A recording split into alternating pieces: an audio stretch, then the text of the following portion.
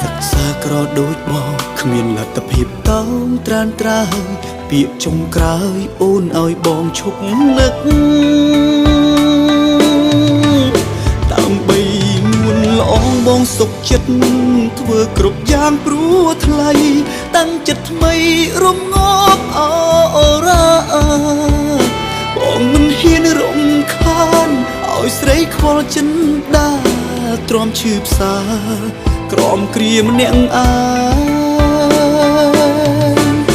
តែកុំហាមបងឈប់ស្រឡាញ់